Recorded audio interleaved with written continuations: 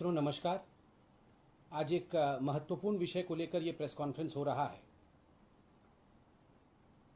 एक खुशी की बात भी है और एक दुख का विषय भी है। खुशी की बात यह है कि आप सब देख रहे हैं हिंदुस्तान में किस प्रकार से कोरोना के केसेस अब कम हो रहे हैं, किस प्रकार से अब जो रिकवरी रेट है वो ज़्यादा बढ़ रहा है और जो आंकड़े हैं वो ये बताता है कि अब हिंदुस्तान रिकवरी के राह पे आगे बढ़ रहा है। ये हम सब के लिए खुशी की बात भी है, राहत की बात भी है। और ख़ास करके दिल्ली में जहाँ बहुत संख्या आज से थोड़े दिन पहले हम सबको देखने को मिल रहा था, वही संख्या में काफ़ी तेज़ी से कमी आई है। आज दिल्ली में केसेस अच्छे से मैनेज भी हो रहे हैं और लोग रिकवर भी कर रहे हैं। दुख की बात यह है कि ऐसी परिस्थिति में भी राजनीति हो रही है।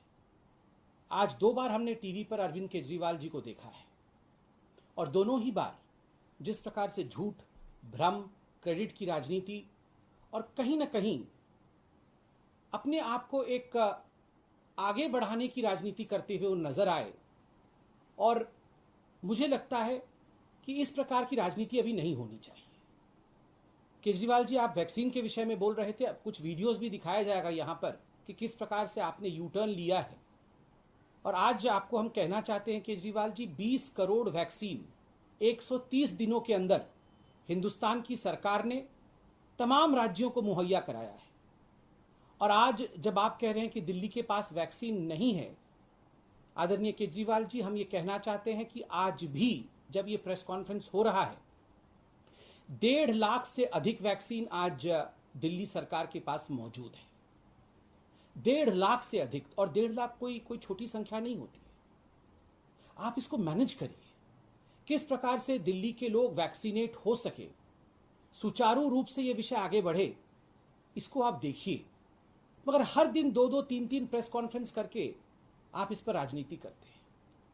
केजरीवाल जी, 2 दिन से आपने और मनीष सिसोदिया जी ने ये कहा कि फाइजर, मॉडर्ना ये आपसे बात नहीं कर रहे हैं और जो भारत की सरकार है, वैक्सीन को लेकर भारत की सरकार को बातचीत करनी चाहिए और राज्यों को बातचीत नहीं करनी चाहिए।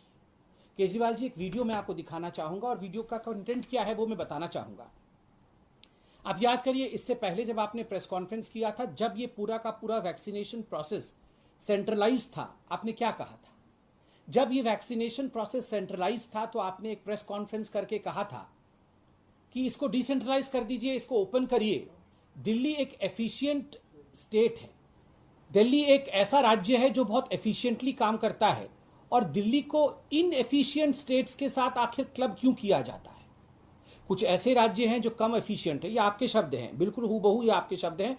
पीसी के अंत में मैं छोटा सा वो वीडियो भी दिखाऊंगा आपको। आपने खुद कहा था कि जो बाकी कम एफिशिएंट राज्य हैं उनके साथ आप दिल्ली को क्लब मत करिए, दिल्ली को आप इंडिपेंडेंट छोड़िए, हम अपनी बातें खुद करेंगे और हम पूरे दिल्ली को 3 महीने के अंदर वैक्सीनेट कर देंगे। आप हमें इंडिपेंडेंस तो दीजिए, आप हमें नेगोशिएट करने की क्षमता तो दीजिए। और केजरीवाल जी, जब ये क्षमता आपको दी जाती है, जब आपको वो इंडिपेंडेंस जो आपने खुद मांगा था आपको दी जाती है, तो आप कहते हैं कि हमें ये इंडिपेंडेंस क्यों दिया गया है, ये तो राज्यों का विषय नहीं है, ये तो केंद्र का विषय है। और केजरीवाल जी, राजनीति करने का एक नया तरीका हमने 2 दिन से देखा है। आप कहते हैं कि ये युद्ध की परिस्थिति है, इसमें कोई दो मत नहीं है कि कोरोना की जो लड़ाई है, ये फर्स्ट वेव भी एक युद्ध की परिस्थिति थी और सेकेंड वेव भी एक युद्ध की परिस्थिति है। पहली बार भी हिंदुस्तान इस युद्ध से जीता था और दूसरी वेव में भी हिंदुस्तान इस युद्ध से जीतेगा।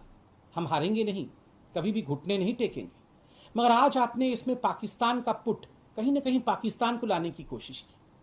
आपने कहा कि जब पाकिस्तान से युद्ध होगा तो क्या यूपी अपनी टैंक बनाएगा और दिल्ली अपना हथगोले बनाएगा या फिर न्यूक्लियर बॉम्ब बनाएगा? बिल्कुल नहीं, बिल्कुल नहीं बनाएगा केजरीवाल जी। दुख तो इस विषय का है जब पाकिस्तान से युद्ध होता है, जब पाकिस्तान से वास्तविक रूप में लड़ाई होती है, सर्जिकल स्ट्राइक होती है, उस समय भी आप कहां बख्शते हैं हमें? उस समय भी आप राजनीति करने से कहां चूकते हैं? उस समय भी आप सबूत मांगते हैं, उस समय भी आप सर्जिकल स्ट्राइक पर, एयर स्ट्राइक पर विश्वास नहीं करते हैं। और आज भी जब देश कोरोना से लड़ रहा है तो आप इस युद्ध में भी राजनीति ढूंढ रहे हैं। आप नहीं चाहते हैं कि इस युद्ध को हम जीतें। केजरीवाल जी, कल हम अखबार देख रहे थे और आप सबने देखा होगा अखबारों में आपने प्रेस कॉन्फ्रेंस करके भी बताया कि थर्ड वेव के लिए आप पूरी तरह से तैयार हैं, ऑक्सीजन सिलेंडर्स आ गई हैं, क्रायोजेनिक टैंक्स आप खरीद रहे हैं, ऑक्सीजन प्लांट्स जो हैं आप एस्टैब्लिश कर रहे हैं। केजरीवाल जी, आज हम ये पूछ रहे हैं कि जब सेकेंड वेव आया था तो आप ये सब क्यों नहीं कर रहे थे? आपने टैंक्स क्यों नहीं मंगाए जो आज आप मंगा रहे हैं?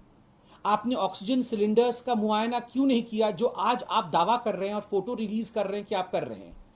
आज आप ऑक्सीजन और हॉस्पिटल के राउंड्स ले रहे हैं और कह रहे हैं कि हम हॉस्पिटल्स के बेड का राउंड ले रहे हैं कि थर्ड वेव को हम डील कर पाएंगे। सेकेंड वेव में क्यों नहीं कर रहे थे? क्योंकि सेकेंड वेव में आपने कहा कि ये सब कुछ तो मोदी जी के हाथ में था, ये हमारे हाथ में थोड़ी है। ऑक्सीजन मोदी जी के हाथ में था, क्रायोजेनिक टैंक मोदी जी के हाथ में था, ये सिलेंडर्स मोदी जी के हाथ में थे। अगर ये सब कुछ मोदी जी के हाथ में था तो आप ये बताइए केजरीवाल जी, आज आप ये तैयारी कैसे कर पा रहे हैं? क्या मोदी जी ने आपको ये परमिशन दे दिया? नहीं केजरीवाल जी, उस समय भी आप ही के हाथ में था और आज भी आपके हाथ में है। उस समय वो आपके हाथ से छूट गया था, आज आप दिखाना चाहते हैं कि देखो मैं उसे पकड़ के रख रहा हूं। गलती आपसे हुई है और गलती मानने से केजरीवाल जी कोई छोटा नहीं होता है। आप तो गलती मान लेते हैं, माफी भी मांगते हैं। मुझे लगता है आपको माफी मांगनी चाहिए, ऐसी परिस्थिति में राजनीति नहीं करनी चाहिए।